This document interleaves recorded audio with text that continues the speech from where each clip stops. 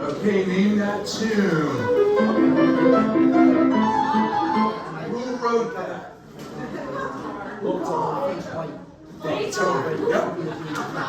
No. All right, move. The choir needs to not say anything. Okay? All right, maybe you'll know the other key measures. Or Mozart, yes. Well done. I know. You knew. You just listened. Yeah. Guys, please sit down when you can. Thank you. So, as Andy mentioned in his welcome and announcements, the Requiem is part of really our preparation for Holy Week. Many of the can you guys just shut that door? Thanks. Thank you. We have more of these, so I'm going to just put these in the back. They're all yours. Thank you. So, even before I came here, which is 21 years ago, yeah, you mean I'm still saying, yeah. Talking to myself.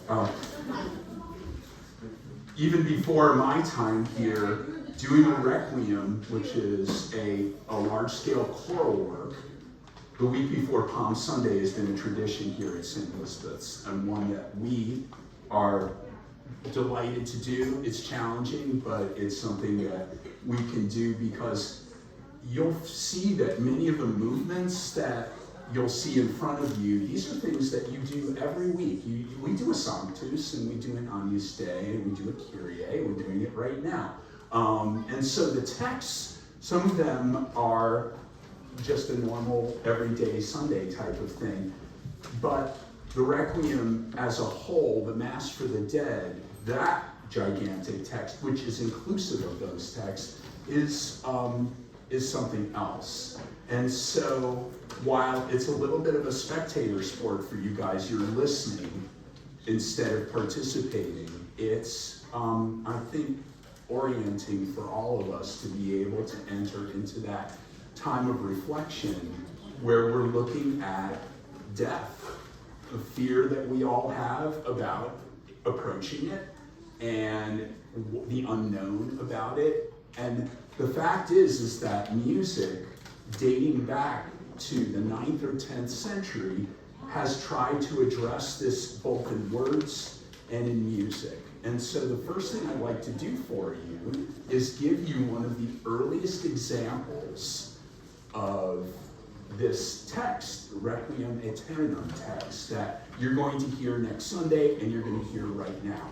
We have a quartet who are going to just sing a little bit of this chant. So let me just say to you that the Latin text is Requiem Aeternam, rest eternal, dona eis Domine. Grant to them, O Lord, et lux perpetua luceat eis, and light perpetual shine upon them. And so this idea of peace and light is a central theme that's going to turn up in so many different pieces. But we're going to I want you to hear this chant from the 9th century.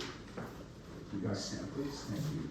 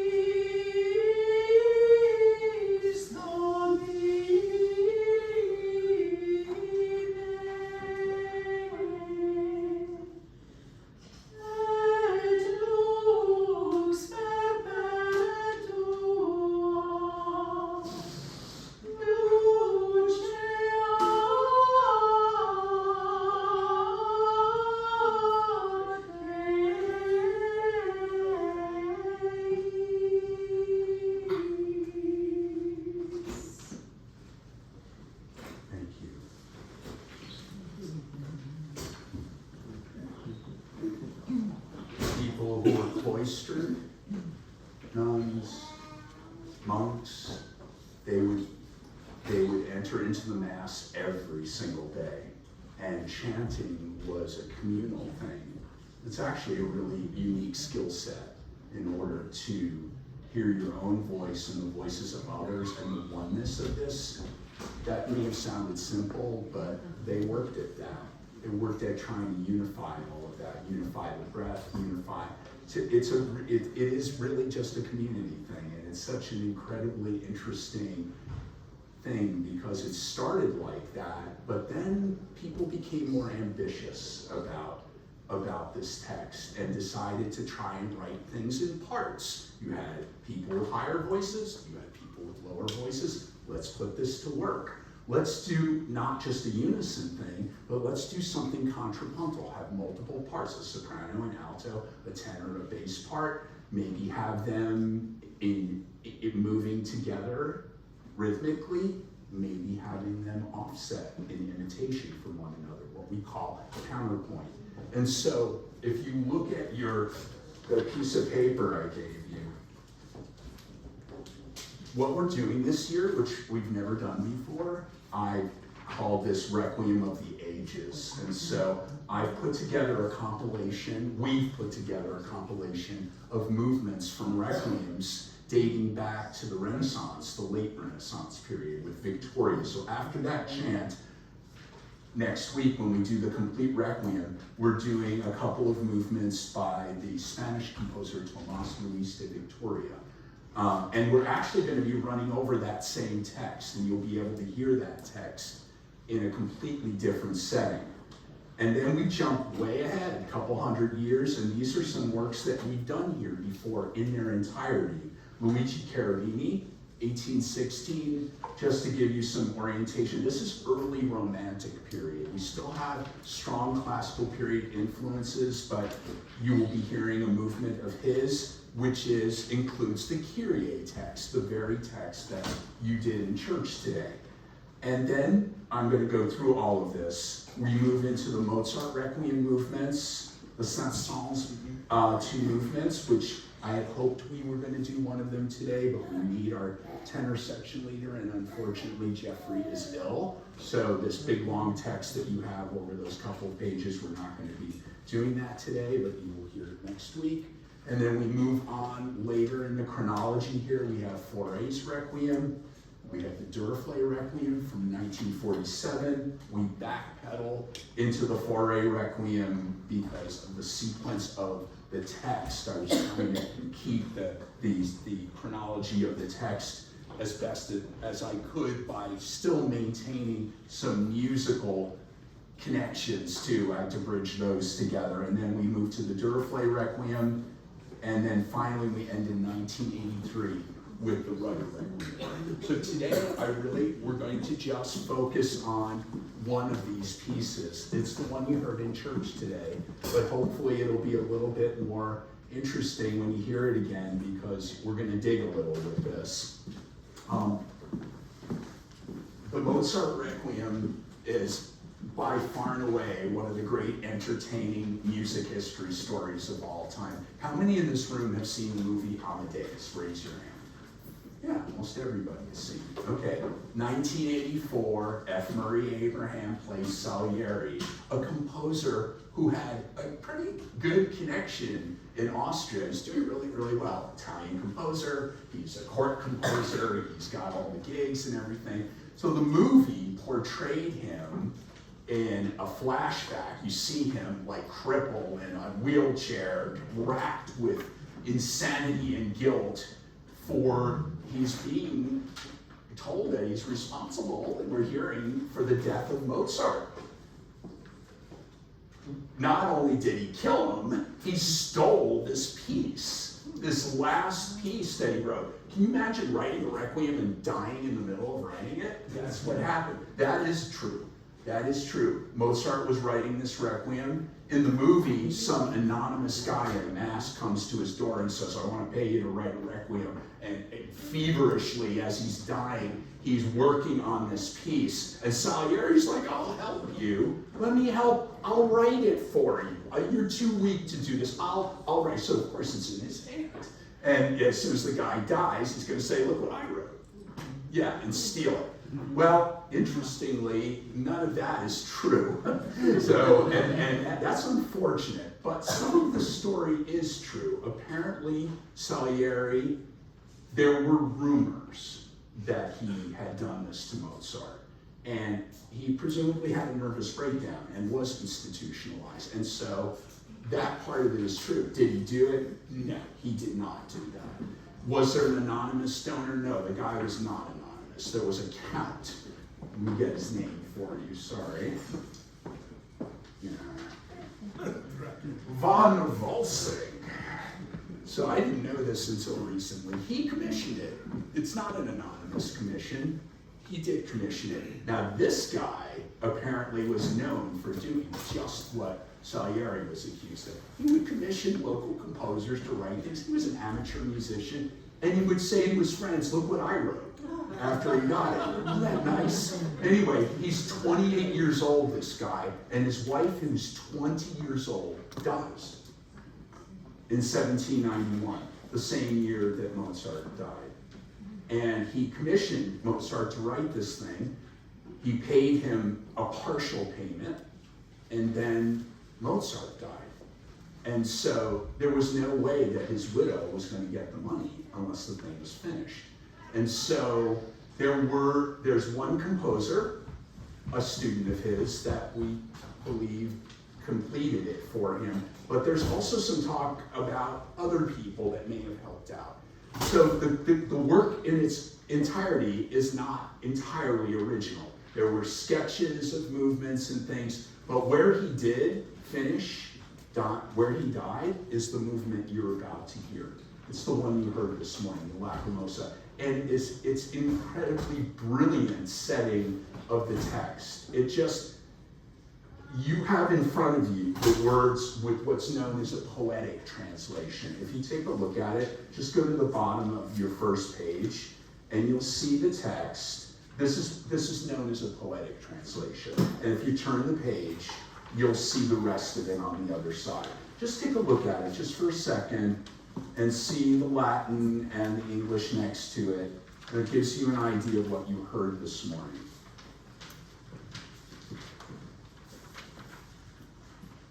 Okay.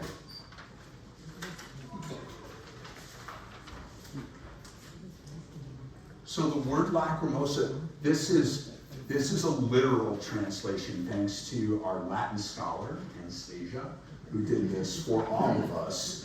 It's helpful because it tells you exactly what the word is. Lacrimosa, tearful.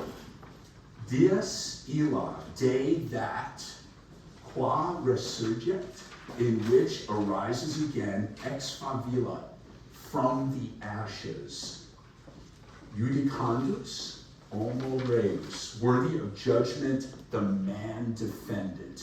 I want you to hear what he's doing with this. The word tearful, first of all, this introduction, you can feel your heart being ripped out with this. Everybody knows this who's heard this.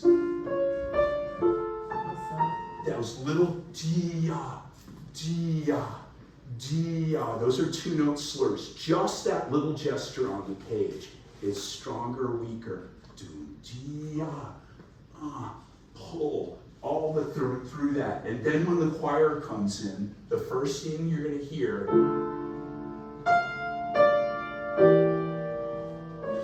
that's the word tearful.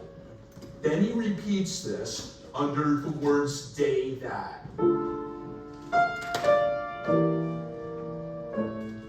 And then single eighth notes, qua, in which. Here we have, it starts to ascend, arises again from the ashes, and then when it's worthy of judgment, full value notes, the crescendo through here.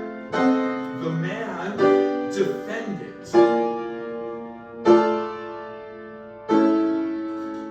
going to have the choir sing this. Can you guys please stand?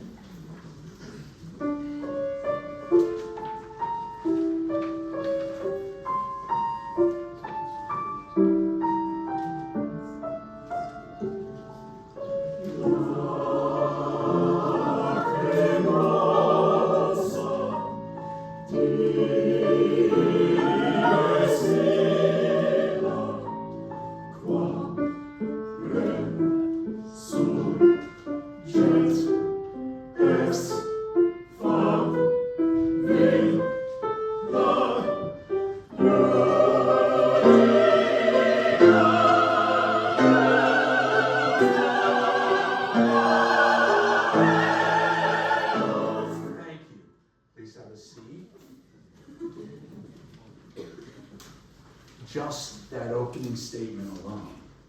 And it's just, to me, it's so fascinating. This is where his life ended. This is exactly where it stopped for him. And this is a guy that's been writing music since he was 3 years old. He's 35 years old at this point.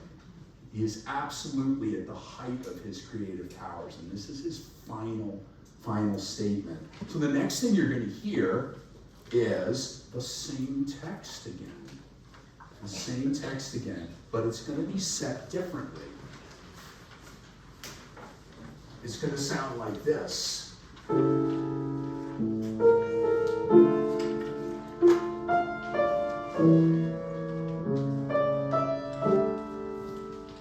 This is called subito forte, suddenly, in which arises again from the ashes. The last time he did bum, bum, bum, like that. Not this time. He's going to do. So the rising thing, listen to the bass section. You're going to hear them do octaves. They're going to go from the top down and then from the bottom up and going up by half steps. G to G, A flat to A flat. This is all this arising from the ashes. Keep going here. Worthy of judgment. Keep coming. The man defended. And then and they finish right there. And then it's suddenly the rug gets pulled back. We're going to do this. Can you guys stand, please? We're right at the letter G on your pitches for this. Bass, tenor, alto, soprano, rhythm, and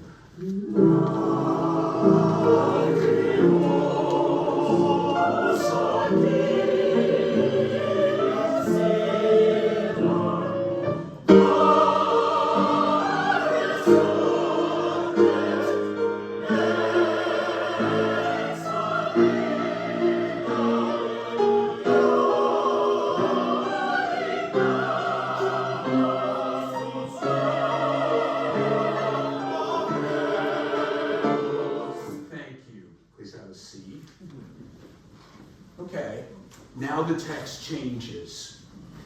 Ui ergo parce Deus, pie Jesu Domine.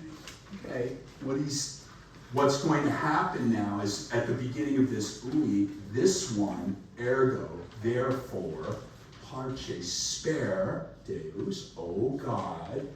Here's the part where it starts to change. Pie Jesu Domine. Oh God, compassionate Jesus, oh Lord.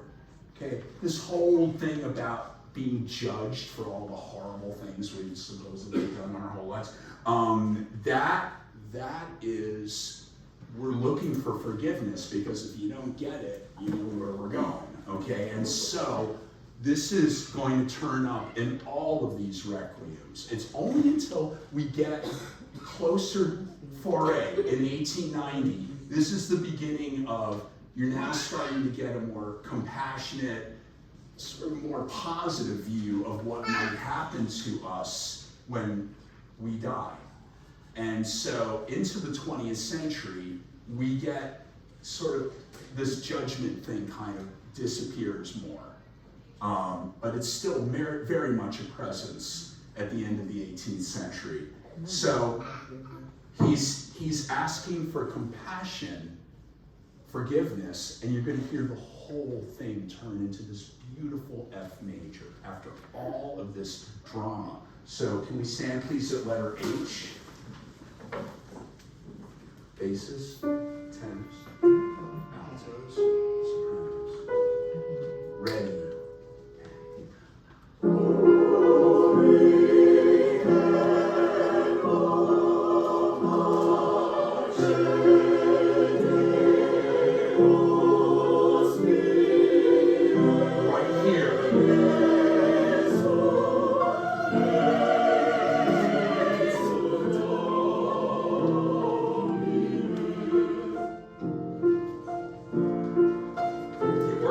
Takes this.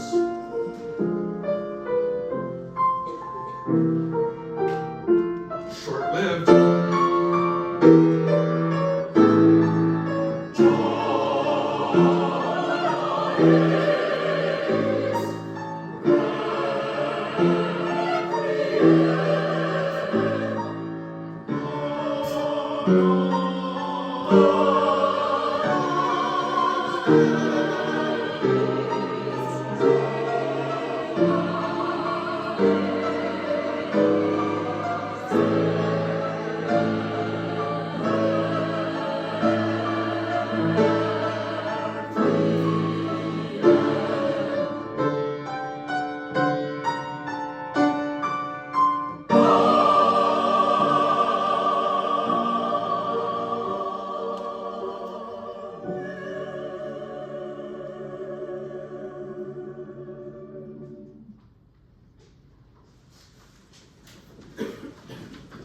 So that last phrase, Dona Eis Requiem, this is all some of the same text that you heard in that chant. Grant them rest, period, and then an amen at the end. So he reprises that opening. He's using the same musical material, but it's every time we hear it, this choir, has to respond. That's why you need things like a literal translation. It isn't just the mark on the page that says sing loud and sing soft. If it's tearful, it needs to be tearful. If it's granting rest, you have to convey that. So this gives you just at least a little idea of what is going by when you listen to something that goes on for 35, 40 minutes. It's rather amazing, and it is kind of hard to take in. And I so appreciate that you guys are here just to kind of dig a little on this, so that when you listen to something, you have a different experience with it, hopefully a good one. So I'd like to just run, now that you've heard it in bits and pieces, we're going to run the thing, and we're going to dig in and eat something. You guys stand, please.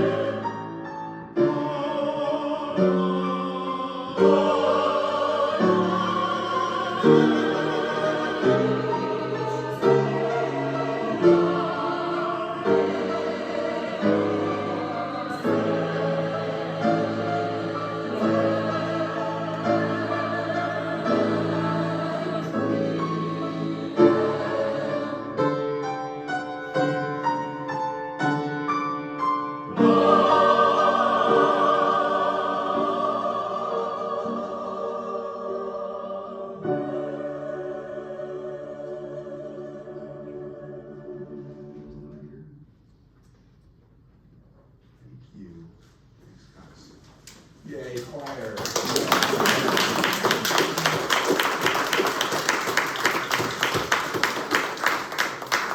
Thank you, everyone.